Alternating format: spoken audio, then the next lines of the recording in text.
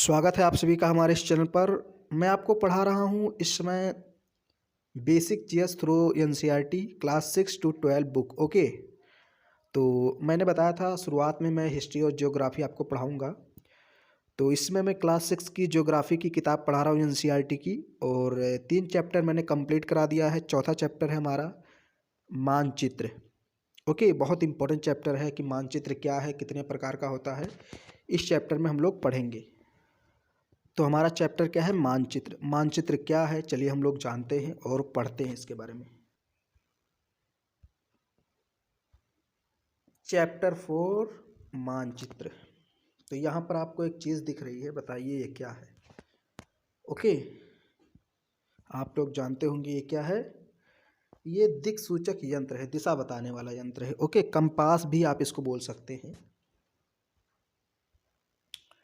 तो चलिए अब हम लोग पढ़ते हैं देर न करते हुए, और जो चीज़ें इसमें लिखी हुई है सेम वही चीज़ हम लोग पढ़ते हैं।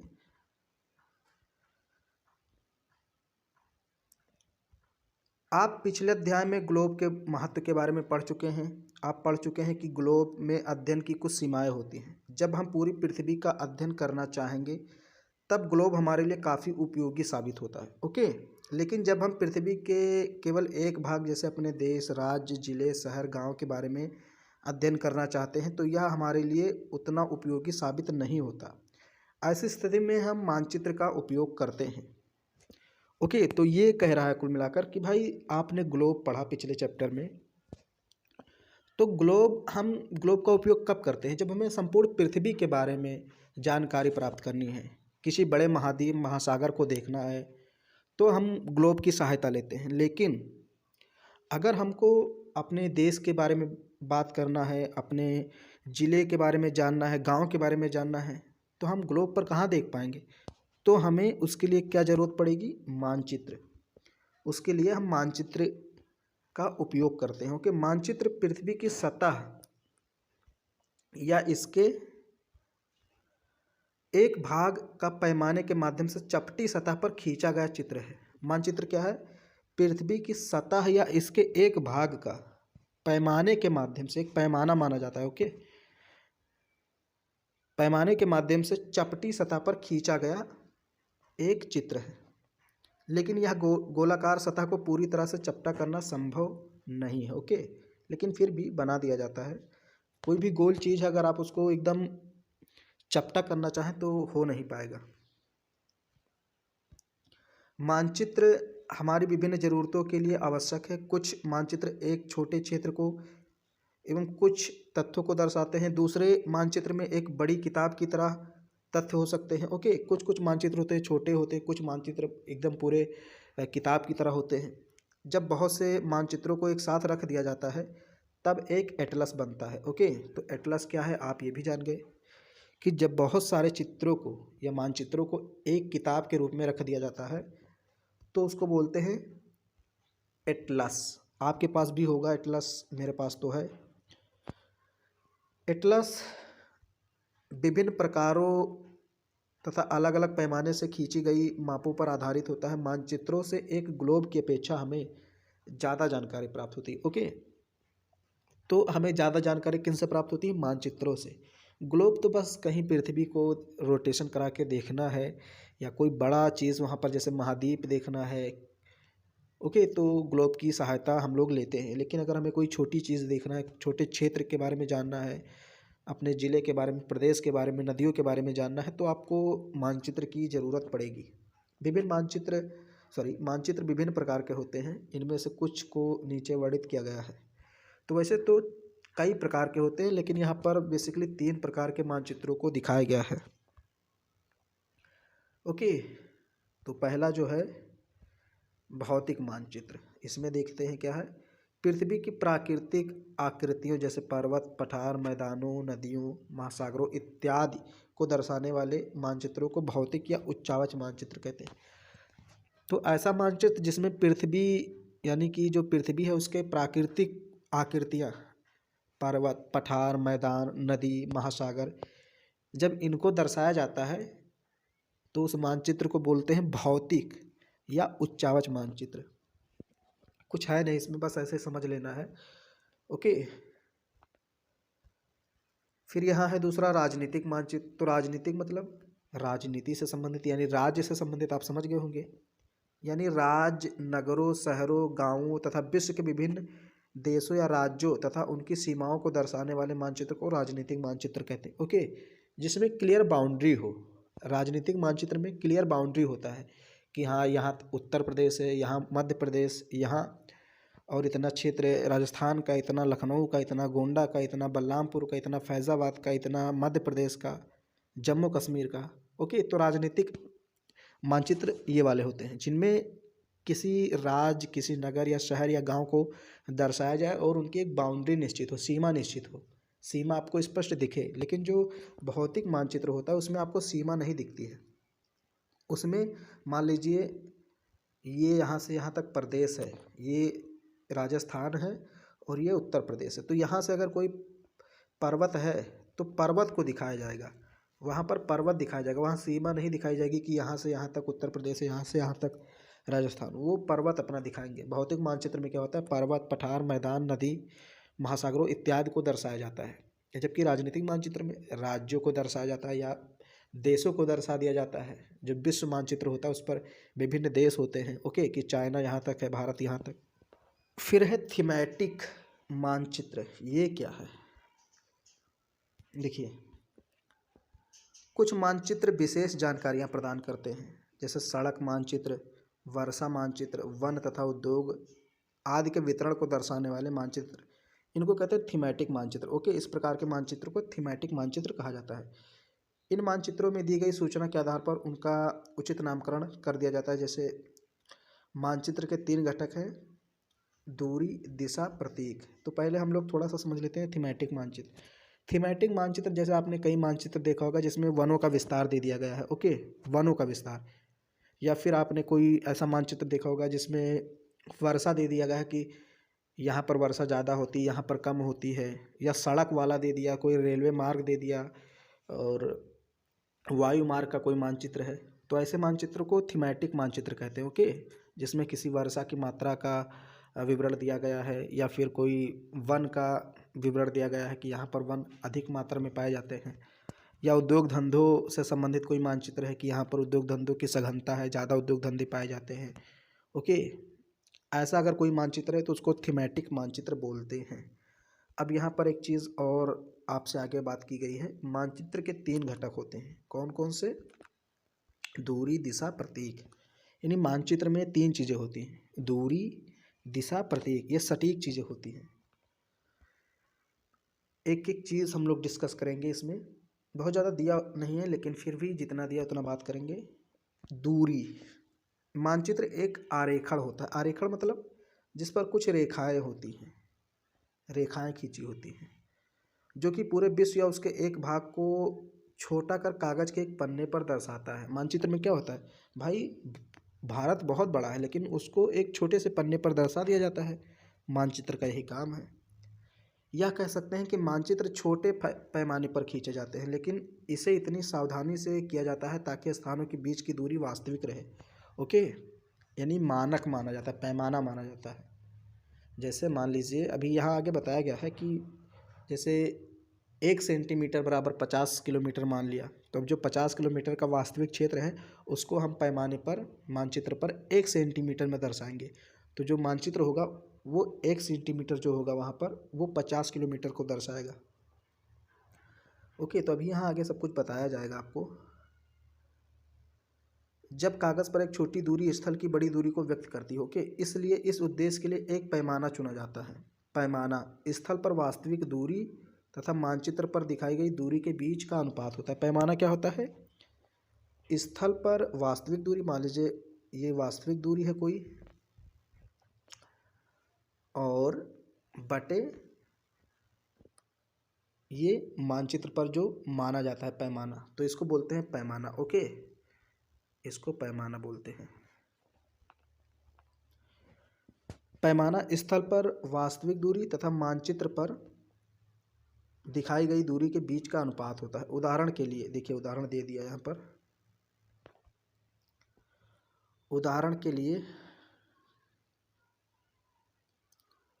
कहाँ पर थे हम लोग, हाँ, उदाहरण के लिए आपके विद्यालय एवं आपके घर के बीच की दूरी 10 किलोमीटर है। मान लीजिए आपके विद्यालय जहाँ आप पढ़ते हैं और आपके घर के बीच की दूरी 10 किलोमीटर है, जिसे मानचित्र पर 2 सेंटीमीटर की दूरी से व्यक्त किया गया है। इसका अभिप्राय क्या है कि मानचित्र का 1 सेंटीमीटर स्थल के 5 किलोमीटर को दर्शाता है, तभी तो 1 सेंटीमीटर बराबर 5 किलोमीटर, 2 सेंटीमीटर बराबर 10 किलोमीटर, यानी कि जो वास्तविक दूरी थी 10 किलोमीटर उसको मानचित्र पर 2 सेंटीमीटर पर दर्शा दिया गया है। ओके, 2 सेंटीमीटर के रूप में दर्शाया गया है। तो आपके रेखा चित्र का पैमाना होगा 1 सेंटीमीटर बराबर 5 किलोमीटर। इस प्रकार पैमाना किसी भी मानचित्र के लिए बहुत महत्वपूर्ण होता है। अगर आपको पैमाने की जानकारी है तो आप मानचित्र पर दिए गए किसी भी दो स्थानों के बीच की दूरी का पता लगा सकते हैं। फिर यहाँ पर आओ कुछ करके दिया है, इसको आप लोग पढ़ लीजिएगा।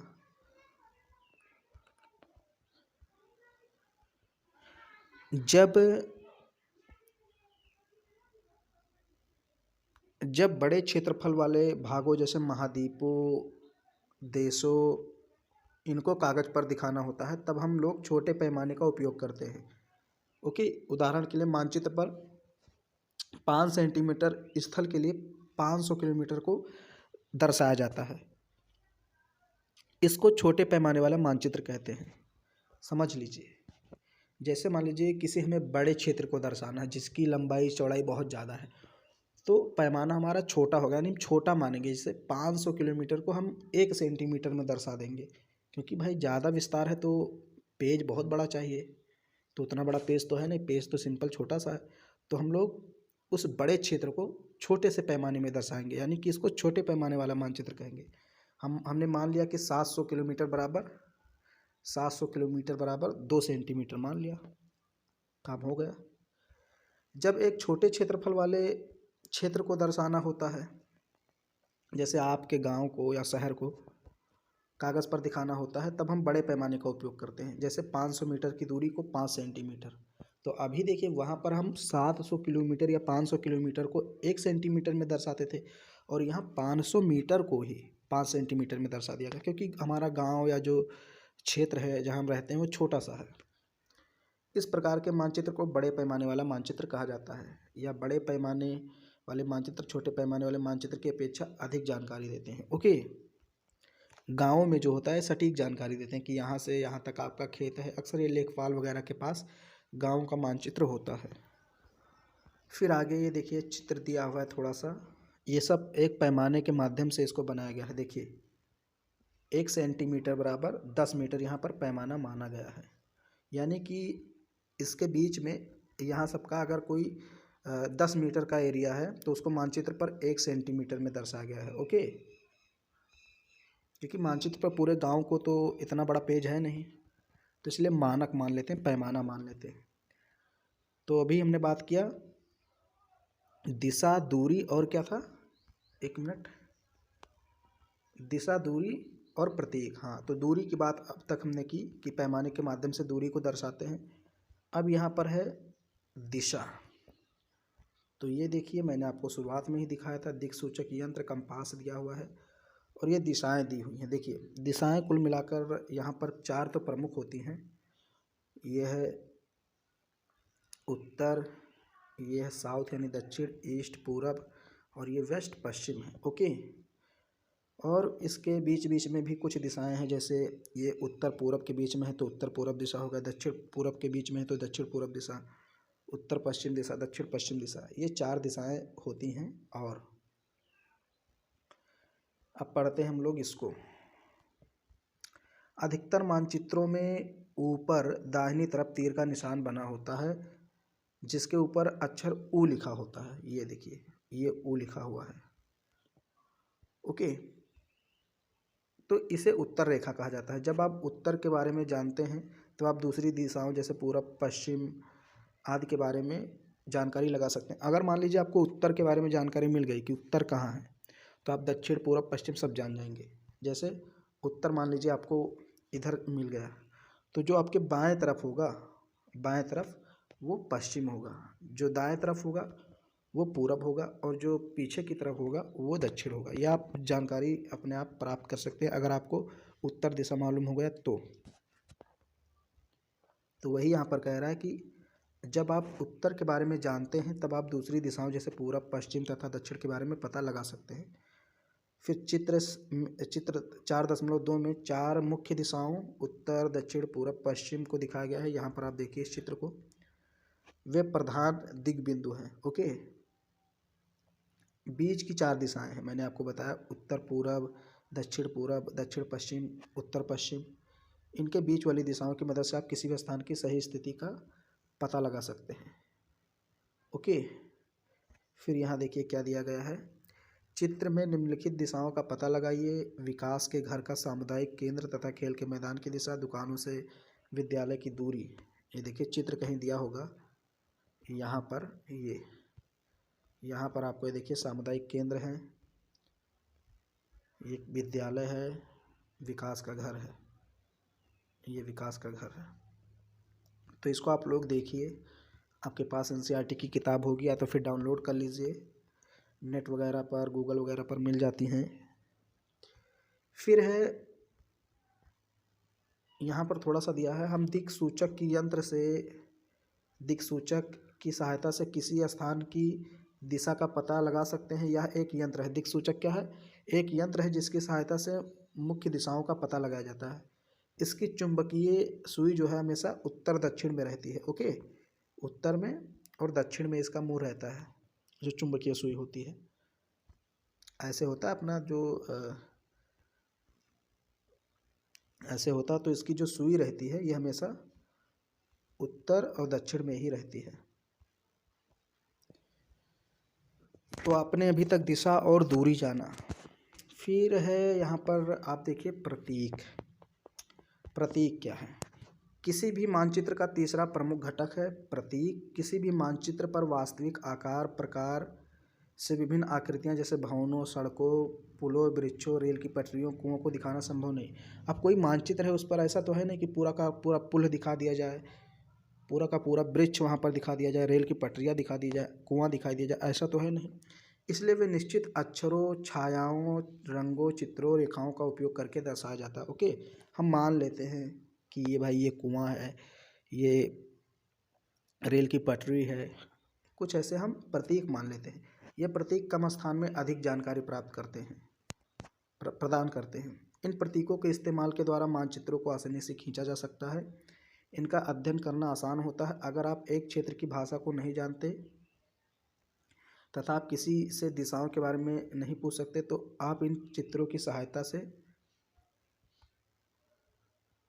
मानचित्र से जानकारी प्राप्त कर सकते हैं। ओके, पहले पढ़ लेता हूँ फिर चित्र देखते हैं। मानचित्र की एक विश्वव्यापी भाषा होती है। ये क्या है? एक भाषा है। मानचित्र की भाषा कैसी होती है? प्रतीकात्मक, जिसे सभी आसानी से समझ सकते हैं। इन प्रतीकों के उपयोग के संबंध में एक अंतर्राष्ट्रीय सहमति है। ओके, अब यहाँ देखिए कुछ मानचित्र में यहाँ पर प्रतीकों को दिखाया गया, जैसे रेलवे लाइन को, ये बड़ी लाइन है। ओके, ये बड़ी लाइन है रेलवे लाइन, ये मीटर लाइन है, ये रेलवे स्टेशन है।